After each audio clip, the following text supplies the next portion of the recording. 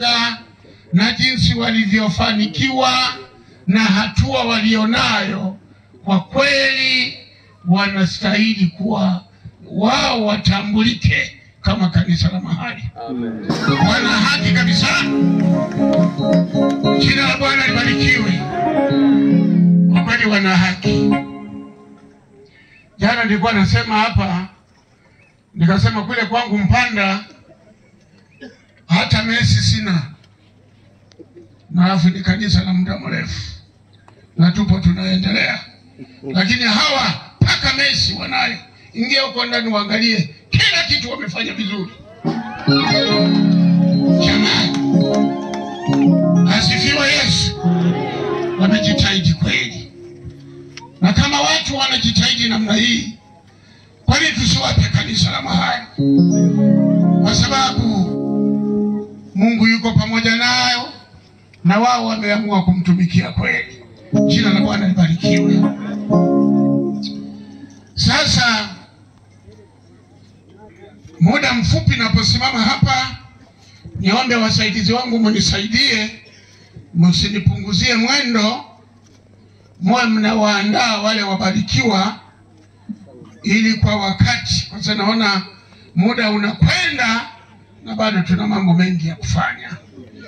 Lakini leo lazima tuende nyumbani kwetu. Hatuwezi kujenga vibanda hapa. Sasa andika kwenye diary yako, andika hivi: dalili za watu wenye mbaraka wa kipekee. Amen. Ndio somo letu leo. Amen. Dalili za watu wenye mbaraka wa kipekee ndio somo letu leo. Asifiwe Bwana Yesu. Amen. Sasa wakati niko na tafakari hapa, naangalia niseme nini hapa, niombe Fulaini Kwaya muimbe wimbo wa Samueli, wazee wameutaka. Na ninyi msinipunguzie mwendo, ikiwezekana mfanye haraka, kwa sababu hakuna bibi kizee hata mmoja miongoni mwenu, wote ni vijana.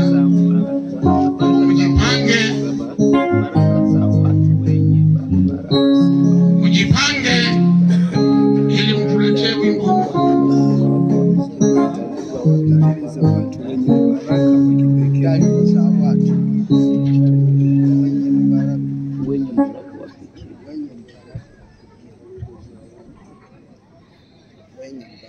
Na dalili zake, nimesema dalili za watu wenye mbaraka wa kipekee. Utashangaa sana, dalili zake wala sio nzuri, ni mbaya kabisa. Na nataka nikuonyeshe leo, yawezekana unalalamika, kumbe Mungu amekusudia mema juu yako, ila hujui unalalamika tu. Ni vyema kupata ufunuo wa kiroho pia. Karibuni waimbaji.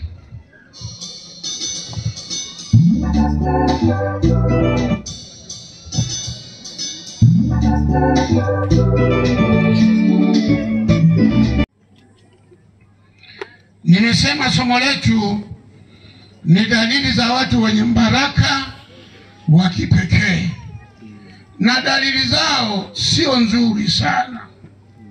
Kuna mambo matatu nitataja. Jambo la kwanza, watu wanakuchukia bila sababu.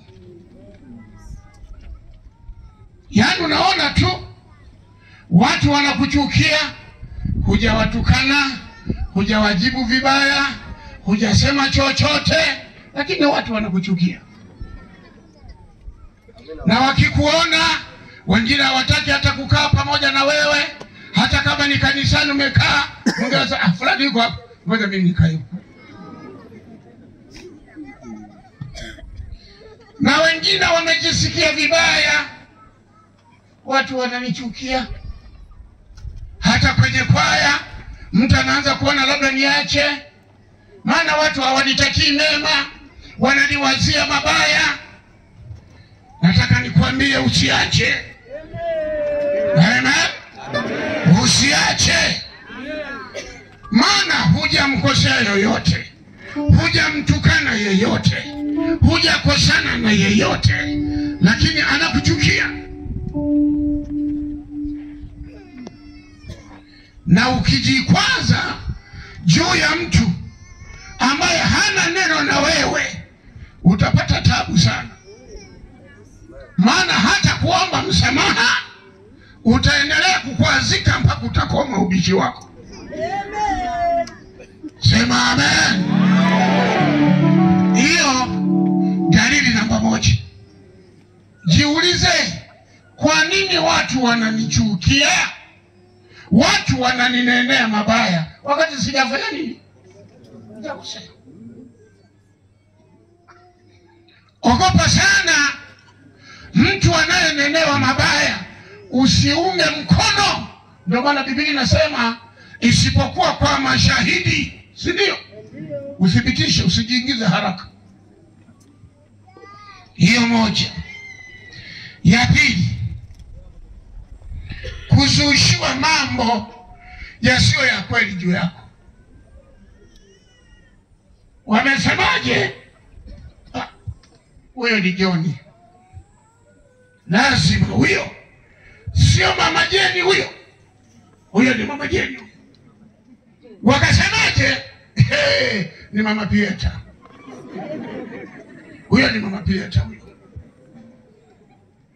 Mama Pieta, unayesikia, farijika, kwa sababu unaitwa mchawi na kizimba huna. Sema amen. Sikia kufurahi kwa sababu unasemewa vitu huna. Usianze kuchukia na kunyong'onyea. Watu wananionea, wananisingizia mimi nihame na kanisa, niache na kwaya. Wewe unaenda wapi? Mwambie mwenzako unaenda wapi wewe? Tulia hapo hapo. Sema amina. Acha waseme, wasinuke midomo yao, lakini wewe simama imara na Yesu. Amen. Usiogope. Hiyo namba mbili. Namba tatu, watu wanataka kushindana na wewe. Unashangaa tu mtu yuko anashindana na wewe katika kila jambo. Hamjapatana kwamba kuna jambo tena tushindane, ila yeye alishaanza kushindana na wewe. Kwani wewe umefanya lipi hata yeye atafuta kushindana na wewe? Usishangae wala usiogope. Tuje kwenye maandiko. Mathayo sura 2 na mstari wa 1. Hapa tunapata habari ya kuzaliwa kwa Bwana Yesu. Mathayo 2 na mstari wa 1. Mathayo 2 inasemaje? Yesu alipozaliwa katika Betlehemu ya Uyahudi, zamani zile za mfalme Herode, tazama mamajusi wa mashariki walifika Yerusalemu wakisema, yuko wapi yeye aliyezaliwa mfalme wa Wayahudi? Kwa maana tuliona nyota yake mashariki, nasi tumekuja kumshujudia. Basi mfalme Herode aliposikia hayo, alifadhaika sana, hata na Yerusalemu pamoja naye. Akawakusanya wakuu wa makuhani wote na waandishi wa watu kutafuta habari kwao, Kristo azaliwa wapi? Nao wakamwambia, katika Betlehemu ya Uyahudi, kwa maana ndivyo ilivyoandikwa na manabii. Nawe Betlehemu katika nchi ya Yuda, mdogo kamwe katika wajumbe wa Yuda, kwa kuwa kwako atatokea mtawala atakaye wachunga watu wangu Israeli. Aliposikia neno hilo, atatokea mtawala bila kujua mtawala yule anatoka ni utawala wa aina gani, na yeye kwa kuwa ni mtawala akakwazika.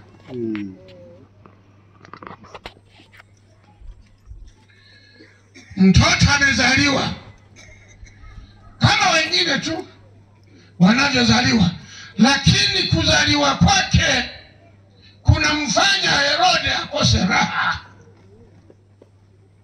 Herode anakosa raha kwa sababu gani? Huyu mtoto amezaliwa,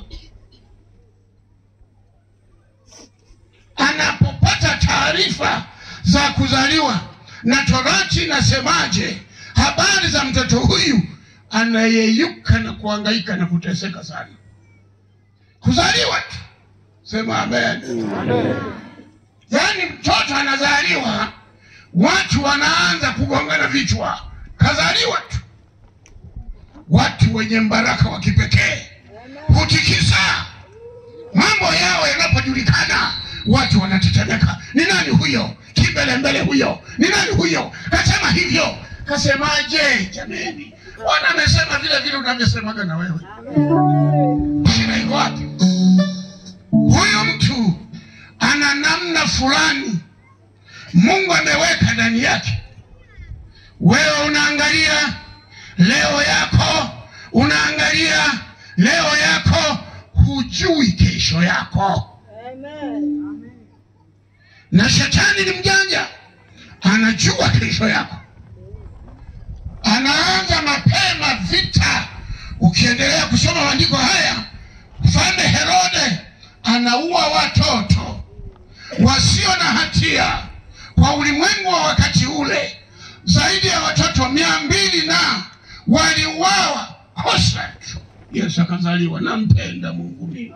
Amen. Yaani Yesu kuzaliwa, watu wanauawa hata hawana hatia yoyote. Akazaliwa tu.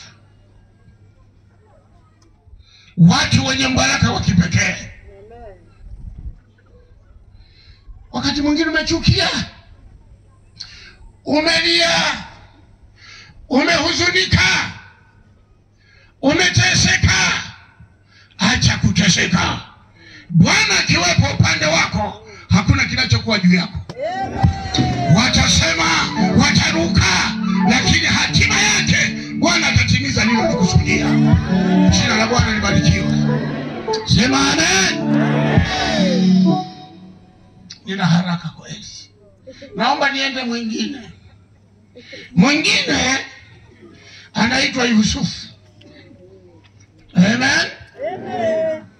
Yusufu anaota ndoto. Katika kitabu cha Mwanzo sura ya 42 mstari wa 1 mpaka wa 9. Yusufu anaota ndoto. Jamani, hebu sema ndoto. Ndoto. Ndoto hii ilikwaza sana ndugu zake. Naye anasimulia tu kwa upendo kwamba jamani, mimi kaka zangu nilipokuwa nimelala nikaota hivi, nikaota hivi, nikaota hivi. Hivyo ndio nilivyoota. Kaka zangu wakaanza kukwazika. Ndio ndoto gani? Acha ujinga wako wewe. Ina maana wewe utatawala wewe? Pumbavu zako wewe. Ndoto tu. Aise. Yaani wewe umeota ndoto. Na ndoto tunaota kila siku. Nani nakumbuka leo aliota nini? Maana kila tunapolala tunaota ndoto. Amina baba. Sasa kosa la huyu bwana akawasimulia wenzake, jamani, mimi nilipokuwa nimelala nimeota ndoto, tuko kule mashambani, nikaona vile vinani vyenu, miganda yenu inaniangukia na nini. Wamechukia kabisa mpaka wamekuja na uso. Ndoto. Siku nyingine ameota ndoto nyingine. Nako hakajui. Unajua mtu mwenye amani na watu wote hana tatizo. Amen. Amina. Hana kaka. Yaani leo niliota ina ndoto hii. Hebu nisikilizeni. Siku ya anasimulia na baba yake yupo. akasimulia ile ndoto. Baba yake akasema, na wewe na ndoto zako. Ndoto tu. Siku inafika, wameenda kuchunga. Baba yao akasema, sasa wewe nani Yusufu, chukua chakula, nenda kawaangalia kaka zako, wajuilia hali yao. Zamani kumbe kulikuwa na Rubaga. Nifikiri Wasukuma tu pekee yao wanakuwa na Rubaga. Kumbe zamani kulikuwa na Rubaga pia. Wameenda kwa machungani, nenda wapelekea na chakula. Kijana ni mtii, baba amemtuma, akainuka kaenda. Wanamuona nyikani tu anakuja, ndugu zake akasema, kale ka bwana ndoto kamekuja, ngoja tukanyooshe leo. Hawa ni kaka zake, wamezaliwa tumbo moja, wamezaliwa na baba mmoja, mama yao ni mmoja, ni ukoo huu. Wanamchukia ndugu yake, sio polepole. Na wewe uko hapa unachukiwa na watu, unachukiwa na wachungaji wako, unachukiwa na ndugu zako, unachukiwa na dada zako. Nataka nikutangazie, usiogope. Usiogope. Yusufu anaenda, wanapanga kumuua. Nazungumza dalili za watu wenye mbaraka wa kipekee. Badala ya kupokea chakula kwa mdogo wao, wanaweza kumuua. Na ndivyo wanavyowaza kukuua. Shetani ameshaona huyu mbele anakokwenda ni kuzuri sana, afadhali tukatisha maisha yake hapa, tumalize kila kitu. Lakini ndugu yao mmoja katoa wazo, maana kalishafungwa tayari. Kana shangaa, kaka zangu wanataka kunifanya nini? Wanataka kumuua, nifanye nini? Nimekosea? Niko na shangaa. Mmoja katoa wazo, akasema, jamani, kwa nini tumwage damu ya ndugu yetu? Hebu tumweke kwanza kwenye nani? Kwenye shimo. Tumbukiza kwenye shimo. Walipopita wafanya biashara wa Ishmaeli wale, wakasema, jamani, kuliko tumuue, si tumuuze tupate chochote. Tumuuze. Ndugu zako, unaonaje? Unafikiri hili kidogo? Ndugu zako wanakuuza. Wakamtoa kwenye shimo, wakamuuza. Sasa atafanya nini? Hana cha kufanya. Akauzwa Yusufu na ndugu zake. Ndio maana Yesu alisema, ndugu zangu na jamaa zangu ni hao wanaofanyaje? Wanaolisikia neno la Kristo. Amen. Jina la Bwana libarikiwe. Yusufu akauzwa. Pamoja na haya yote, anachonibariki Yusufu, hakumwacha Mungu wake. Amen. Pamoja na taabu, pamoja na mateso, pamoja na kukwazwa, pamoja na kuumizwa, usiache imani. Amen. Thank you. Akafika kule nako akauzwa. Kauzwa kwa jamaa mmoja, afisa mmoja mkubwa sana. Kakaa huko. Nako huko majaribu yanamfuata. Wakati mwingine tulikuwa tunafanya research, wakati tuko chuo. Wanawake ndio wa kwanza kabisa tulikuwa tofautisha kati yule aliyebaka dada yake na nani. Inaonekana huyu alianza mapema. Mwanamke huyu, mke wa huyo bosi, akaanza kumtamani huyu kijana. Kijana anasema, hapana, bwana wangu ameniamini, amenikabidhi vitu vyote humu ndani, ila wewe siwezi kufanya jambo hili nikamkosea Mungu wangu. Wewe ni kwa ajili yake, mimi ni mtumishi wa humu ndani. Yule mama anasema, njoo wewe. Wakina mama wabakaji, muulize mwenzako, wewe ni mbakaji?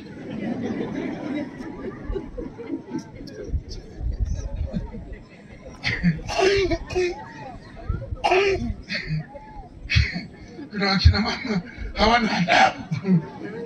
Wanataka kubaka paka na watumishi ndani ya nyumba. Yule kijana alikataa.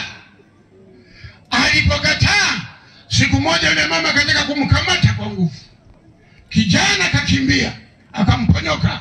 Alipomponyoka, akadaka kipande cha nguo yake.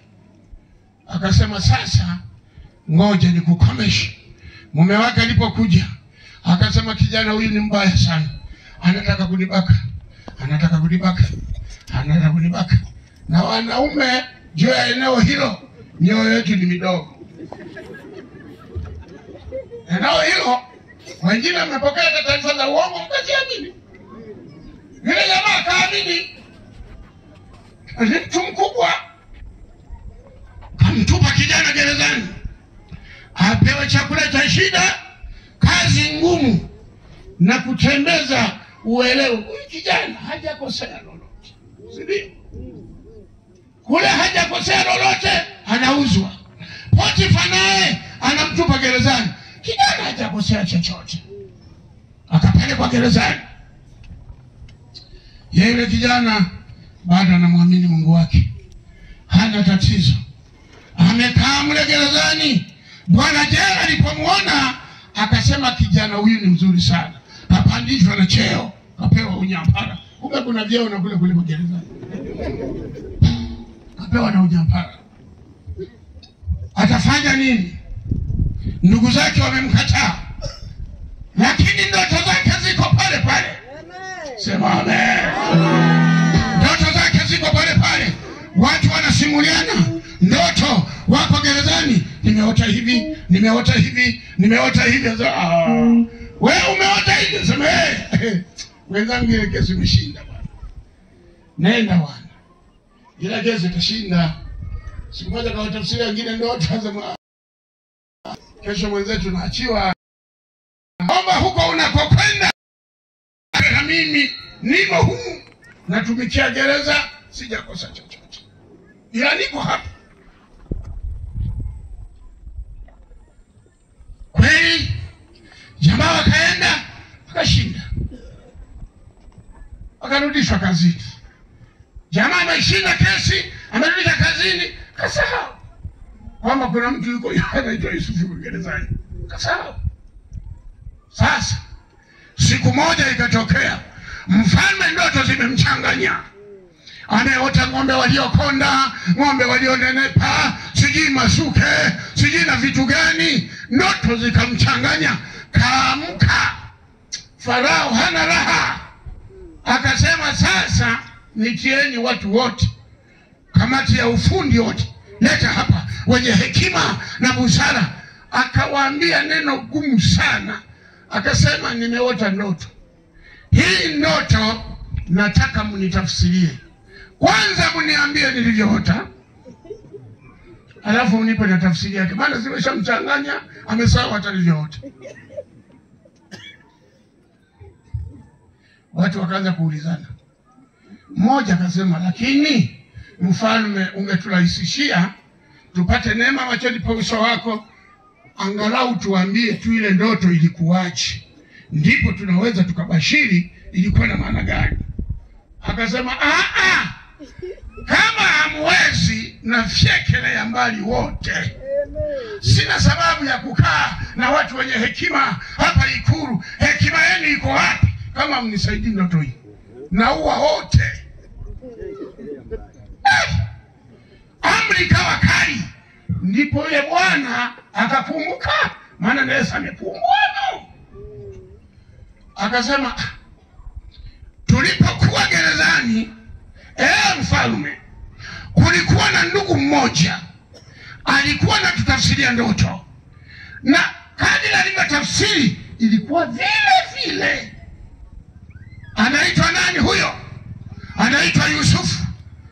Hello bwana jela, wewe bwana jela, achia huyo mtu mara moja, maana amri kutoka kwa mkuu wa hilo vikao. Amen. Siwa Yusufu akaja, mfalme akamwambia, nasikia wewe unatafsiri ndoto. Niambie ndoto niliyoota, alafu na tafsiri yake. Kumbe usiku ule ule nampenda Bwana Yesu. Usimwache Yesu. Bwana amemletea Yusufu picha yote kwenye ndoto. Alipofika figa yote anayo. Akasema, mfalme, sikiliza, ndoto hii hakuna mtu anaweza kukuambia. Mtu wa Mungu ambaye anamjua Mungu, ngoja nikutafsirie ndoto. Mfalme, uliota hivi, uliota masuke, ng'ombe waliokonda. Kamtafsirie ndoto zake. Yani mfalme mpaka anatikisa na kichwa. Yes, kama ulikuwa hapo. Yes, kama ulikuwa hapo. Kutembea na Yesu. Amen. Usitembee na hasira. Usitembee na kuchukia watu. Sema amen. Sasa yake ni hii sasa. Mfalme, maana yake ni hii. Wale ng'ombe uliona wamenenepeana vizuri, ni miaka 7 ya shibe. Amen. Alafu wale waliokonda wale ni miaka 7 ya njaa. Itakuja miaka watu wataishiwa chakula. Mungu amekupendelea.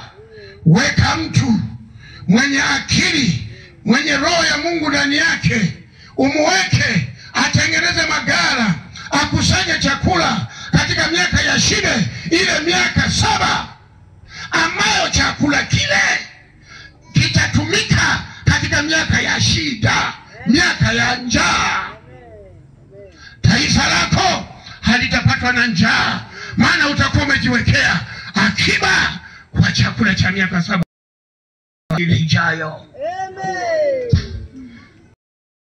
Nisema huyu mfalme zuri nalipenda. Anasema ni mtu mwenye akili, mwenye ndani yake, nimuweke katika jambo hili wewe mwenyewe, kwa kuwa Bwana amekufunulia. Sema amen. Na kuweka juu ya hili. Muujiza sijawahi kuona. Muujiza wa ajabu. Kutoka gerezani, waziri mkuu. Sheria ya Tanzania inasema kama uliwahi kushtakiwa, huyu kutoka gerezani, waziri. Mambo ya Mungu yalivyo. Jamaa kapewa nafasi. Sasa muda unanikamata. Ningesimulia vizuri walivyokuja wale wao. Mtu usimdharau, hujui huyu atakufaa.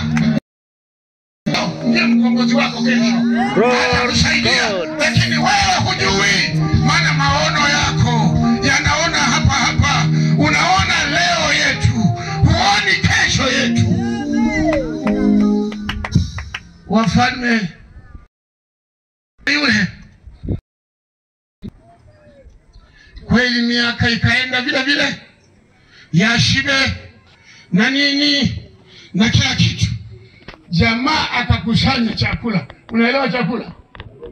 Sio tu chakula katika ile nchi, paka na ziada, maana na nchi nyingine walienda. Siku moja amekaa kwenye kiti cha kifalme, jasho jembamba limemtia, anapigwa na feni tu namna hii. Sasa wale jamaa wanakuja. Sisi watumwa wako ni watoto wa Yakobo, tuna njaa. Tena wanasema watumwa wako tumekuja kwa yule aliyeota ndoto, wakamtaka kumuua. Ndoto tu ile leo tena inatimilika.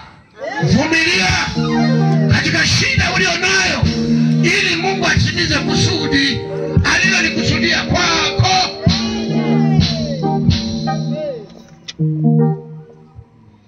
huwa nafurahi nikiwa naangalia jambo hili, wakati mwingine akawafahamu ni wapelelezi. Hapana, sisi sio wapelelezi, sisi watumwa wako.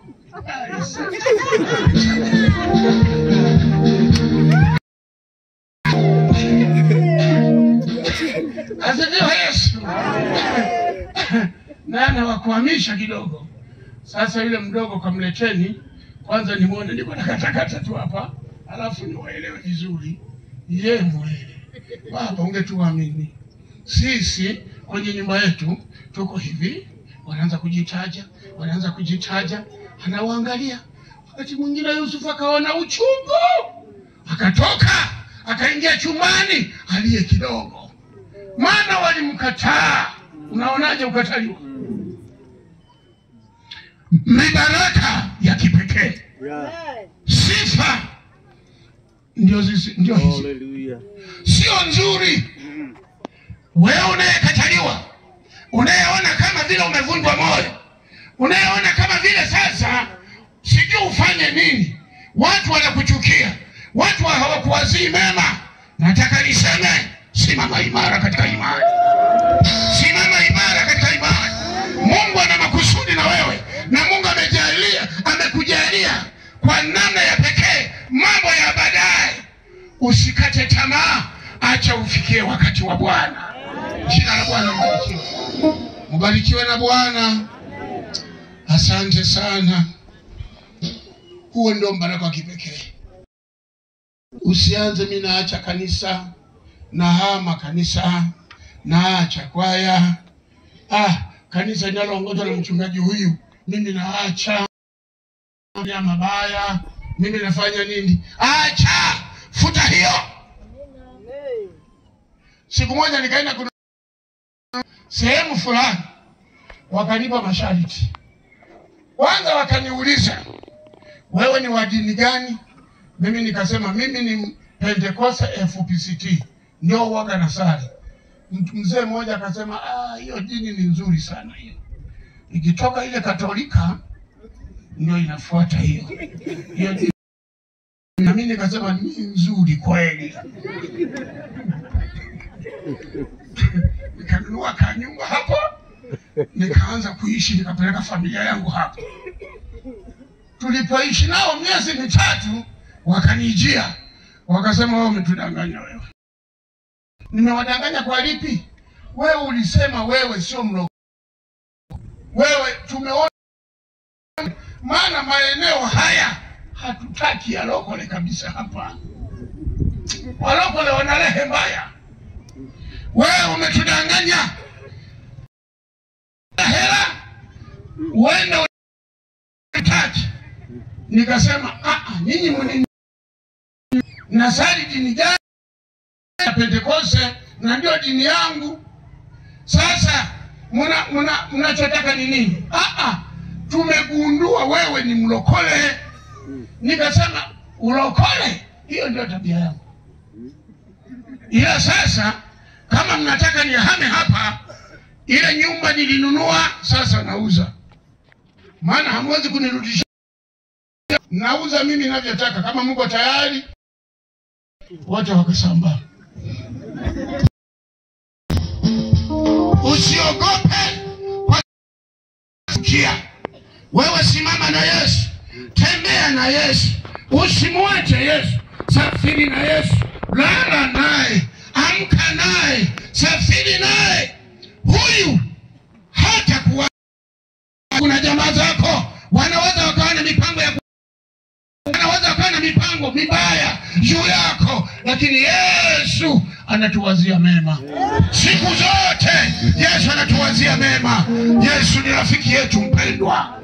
Hata kama hujaokoka, uko hapa, Yesu anaokoa, Yesu anaponya, Yesu ni Bwana, Yesu ni rafiki yetu mpendwa. Huyo hatuachi hata kama Mungu wa mbinguni awabariki. Inatosha kwa leo.